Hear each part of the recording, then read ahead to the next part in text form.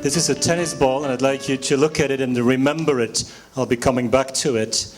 I also would like you to look at the visual over here. I'd like you to make a mental image of this. Keep it, and I will be going back to it later as well. So we have tennis ball, Snoopy, typewriter, sheet of paper, opening sentence. It's good at the beginning, before we talk about the technicalities of storytelling and storyboarding, to remind ourselves, and perhaps as you are reading the question, you're already formulating an answer, because this is what a question does. A question is like a tennis ball you throw up into the air. At some point it will have to come down. So it's always a good technique in storytelling to use questions, to plant questions in the reader's, the viewer's mind, as I'm doing right now. Storytelling is basically about things happening. So whatever it is you're going to be doing in 9 frames, we would like to see a lot of things happening. Don't overdo description, explanation, things like these. It's a sequence of events. And it also reminds us, this definition, that things can be fiction and non-fiction. In the non-fiction world, we have different types of stories you're familiar with. Right, you tell anecdotes. People travel. They don't just travel, they travel to share their experience and will come up with a story afterwards. It's not just about you personally enjoying the trip to Bali in this case. We have books, novels, literature, movies, newspapers, and then there are the whispers. You will have to remind yourselves, I have a good story, but I have to tell it well.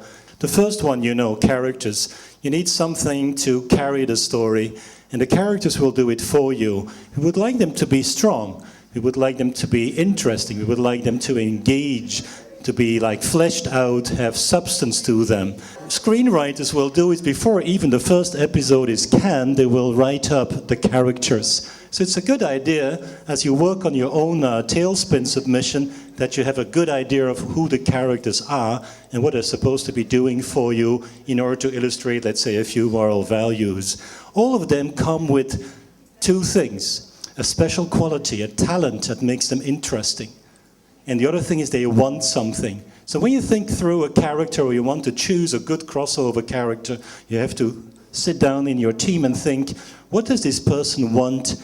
And what is going to make this person stand out? Perhaps a particular strength, a talent, could also be a weakness. And what we're going to do with these characters is we're going to throw them into a conflict situation. Remember Snoopy, something has to be happening, right? But more often than not, I'd like to think of conflict as any kind of obstacle in the path of going from one situation to a next one. So people want things, but there's other people that may want the same thing. They may want to grab it from you, and perhaps people may want to prevent and stop you from doing so. So character and conflict are the 2 things you need in order to get your story moving ahead. When we talk about a plot, it's literally a chain of events in a particular sequence. I would like you guys to apply what you see on the screen here, which is called the story mountain. It's literally like scaling a hill or a mountain.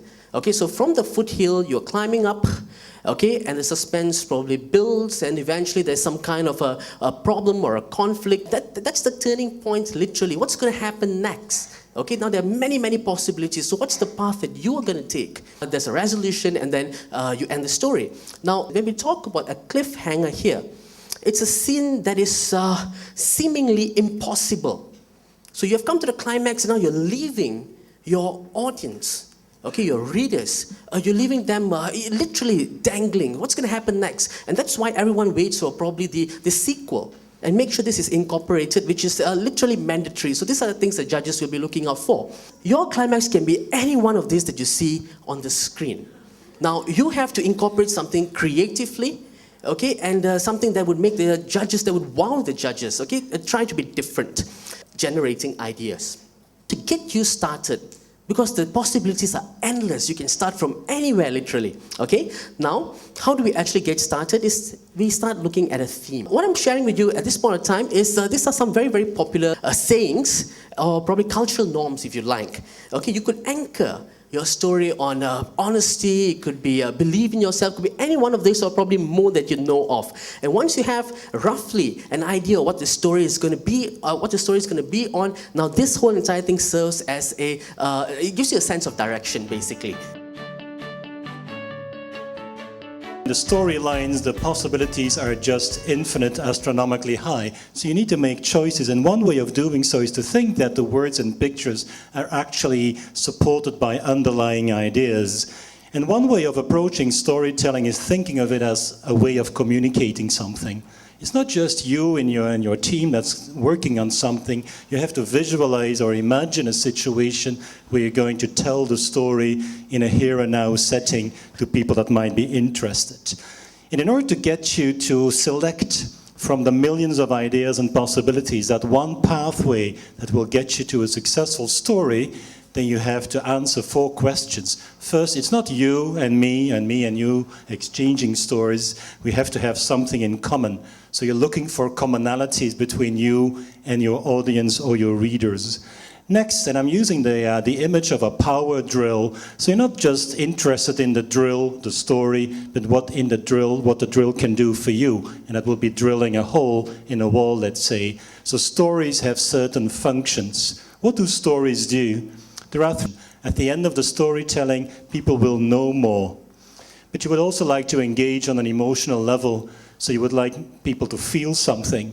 This can be entertaining, this can be emotional in the sense of people are moved or touched by your storyboard, by your story.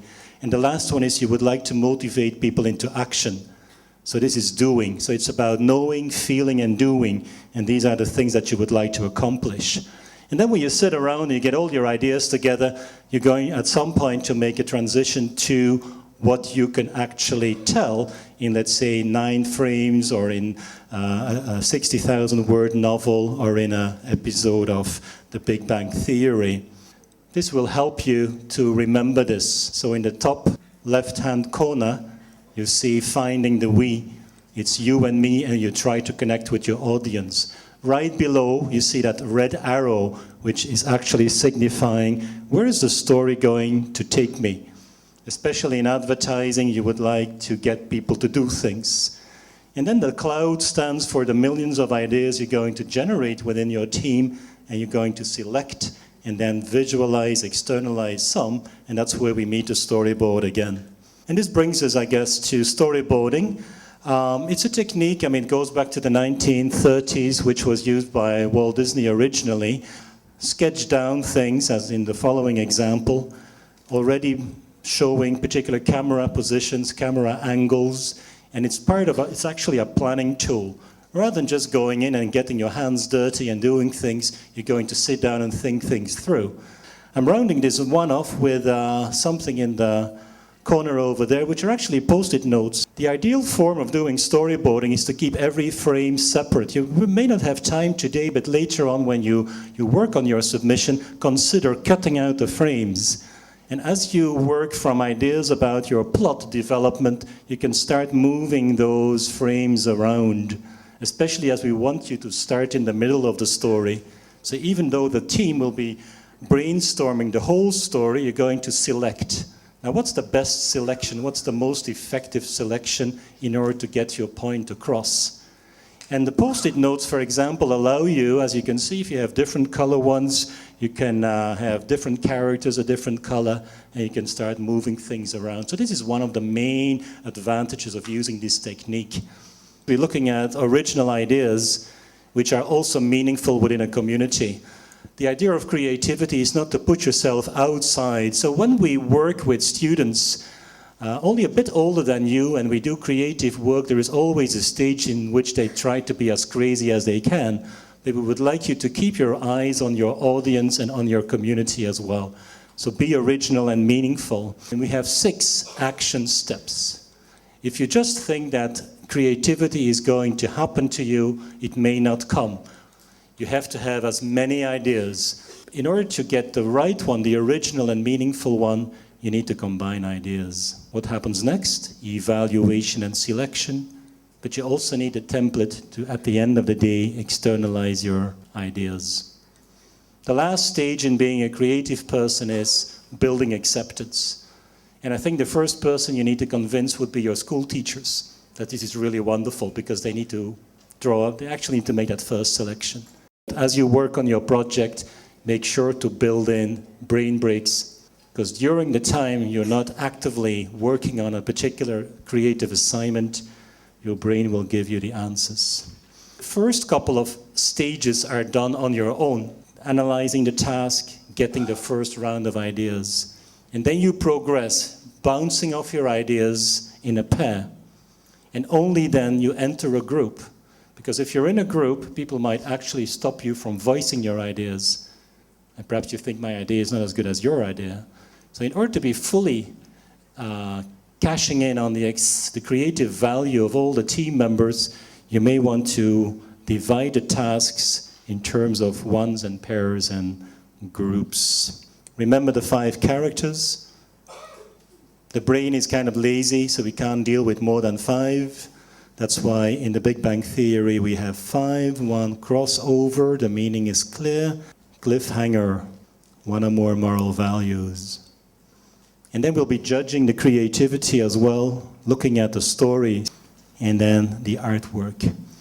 You don't need to be a fully accomplished visual artist as long as the sketches are clear and you have some kind of originality in how you're going to make the story a visual one as well.